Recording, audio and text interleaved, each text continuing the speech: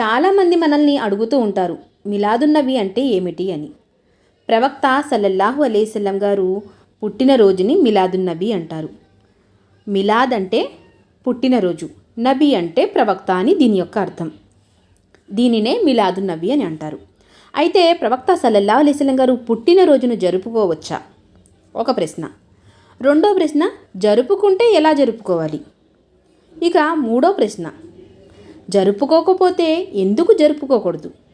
ఇలాంటి విషయాలను గురించి ఈరోజు మనం తెలుసుకుందాం. అస్సలాము అలైకుం వరహమతుల్లాహి వరకాతుహు. అనంత కరుణామయుడు, అపార కృపాశీలుడు అయిన అల్లాహ్ పేరుతో ప్రారంభిస్తున్నాను. ఈరోజు మనం మిలాదున్నబి అంటే ఏమిటి, దీని గురించి వివరణగా తెలుసుకుందాం. మొదటి ప్రశ్న, ప్రవక్త సల్లల్లాహు అలైహిస్సల్లం గారి పుట్టినరోజుని మనం జరుపుకోవచ్చా? నన్ను అడిగితే జరుపుకోవచ్చు, జరుపుకోకూడదు, రెండు సమాధానాలు చెబుతాను. ఎందుకంటే జరుపుకునే విధానాలు మీద ఇది ఆధారపడి ఉంటుంది. ఇక నేను వెంటనే రెండో ప్రశ్న సమాధానానికి వెళ్ళిపోతున్నాను. రెండో ప్రశ్న ఏంటి? జరుపుకుంటే ఎలా జరుపుకోవాలి? మనం ఒకవేళ మిలాదున్నబి జరుపుకోవాలి అని అనుకుంటున్నాం అంటే ప్రవక్త సల్లల్లాహు అలైహిస్సల్లం గారి పుట్టినరోజుని జరుపుకోవాలి అని అనుకుంటున్నాం. ఆ రోజు మనం ఏం చేయాలి? ఎక్కువగా దరుద్ని పఠించాలి. దానికోసం మనం ఎక్కువగా ప్రయత్నిస్తూ ఉండాలి. అలాగే మనకు ఆయన అందించిన అనేక సున్నతులను మనం అమలుపరచడానికి ప్రయత్నం చేయాలి. ఇంకా దాన ధర్మాలు ఎక్కువగా చేయాలి. అలాగే దాన ధర్మాలతో పాటు అన్నదానాలు కూడా చేయవచ్చు. ప్రవక్త సల్లల్లాహు అలైహిస్సల్లం గారి పేరు చెప్పి మనం అన్నదానం కూడా చేయవచ్చు, వస్త్రదానం కూడా చేయవచ్చు. ఇక మనకి అంటే ఇస్లాంలో ఎక్కువగా ప్రాధాన్యత ఇచ్చే అమలు ఏదైతే ఉందో సదఖాయే జారియా, అలాంటి పనులు చేయడానికి ప్రయత్నించాలి. ఉదాహరణకి మస్జిద్ నిర్మాణానికి డబ్బులు ఇవ్వడం, లేదా ధార్మిక పుస్తకాలు కొనుగోళ్లకు ఇవ్వడం, లేదా బావిలు తవ్వించడం, ఇలాగా మంచి మంచి విషయాలు. అంటే మనం పోయినా కూడా మన తదనంతరం ఆ సదకా యొక్క ఏదైతే పుణ్యం ఉంటుందో మనకు చేరవేసే పుణ్యకార్యాలు చేయవచ్చు.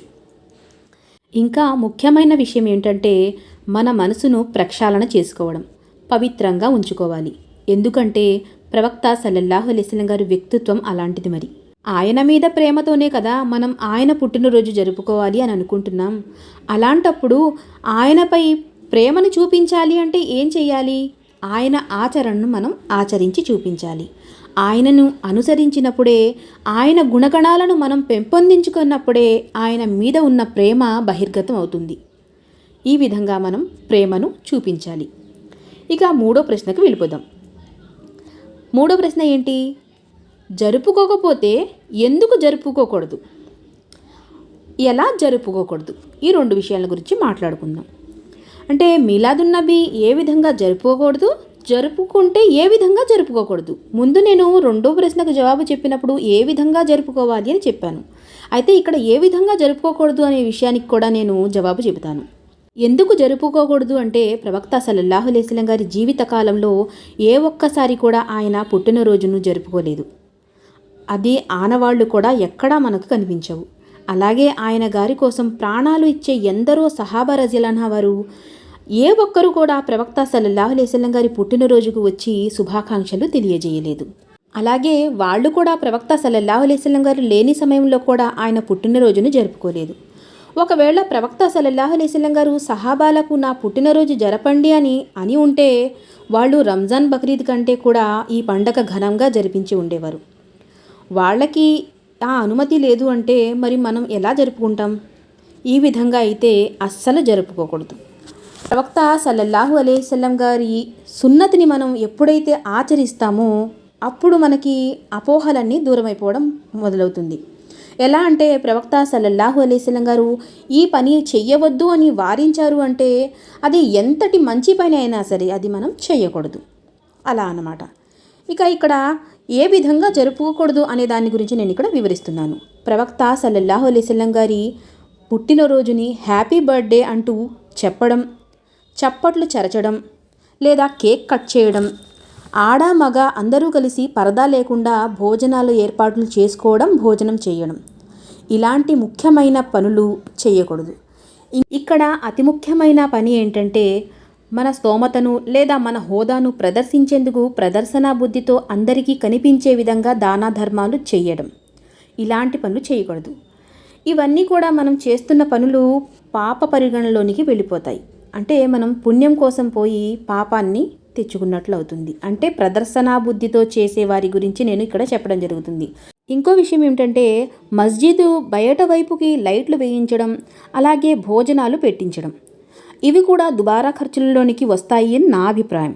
ఎందుకంటే ఆ ఖర్చులకి తీసుకున్న డబ్బుతో మస్జిద్ లోపల అవసరాలు తీర్చడం అనేది చాలా ముఖ్యమైన పని.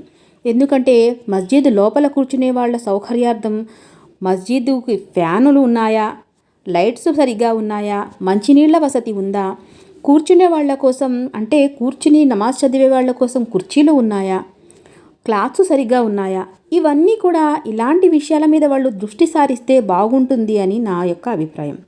ఇక చివరిగా నేను చెప్పేది అతి ముఖ్యమైన విషయం ఏమిటంటే ప్రవక్త సల్లల్లాహు అలైహి వసల్లం గారు సర్వ మానవాళి కోసం ప్రభవించిన ప్రవక్త కాబట్టి ఈరోజు మనకి చాలామంది ముస్లిమేతర సోదరులు మనకి కలిసినప్పుడు మిలాదున్నబీ శుభాకాంక్షలు చెబుతూ ఉంటారు.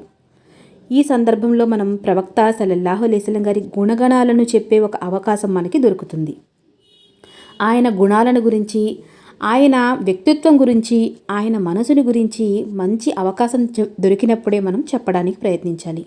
ఎవరైతే మనకు శుభాకాంక్షలు తెలియజేస్తారో అలాంటి సందర్భంలో ప్రవక్త సల్లల్లాహు అలైహి వసల్లం గారు చెప్పిన ఏదో ఒక చిన్న మంచి మాటను మనం వాళ్ళకి చెప్పడం అనేది మన బాధ్యతగా భావించి చెప్పాలి అని నా ఉద్దేశం. ఎందుకంటే అల్లాహతాలా రేపున్న రోజు మనల్ని తప్పకుండా అడుగుతాడు. ఎందుకంటే ప్రవక్త యొక్క ఉమ్మత్ మనమే కాబట్టి. ప్రవక్త సల్లల్లాహు అలైహి వసల్లం గారు ఏదైతే ఆచరించారో వాటిని మనం ఆచరించి ఎదుటివారికి మనం నేర్పించాలి. అయితే అల్లాహ్ సుబ్హానహు వ తఆలా మన అందరి దుఆలని స్వీకరించాలని, ఏదైతే చెబుతున్నామో వాటిపైన అమలుపరిచి వాటిపైన స్థిరంగా ఉండాలి అని నేను దువా చేస్తూ ముగిస్తున్నాను. చెబుతూ వింటూ అన్నిటిపైన ఆచరించే సద్బుద్ధిని ప్రసాదించాలని నేను దువా చేస్తున్నాను. అస్సలాము అలైకుం వరహమతుల్లాహి వబరకాతుహు.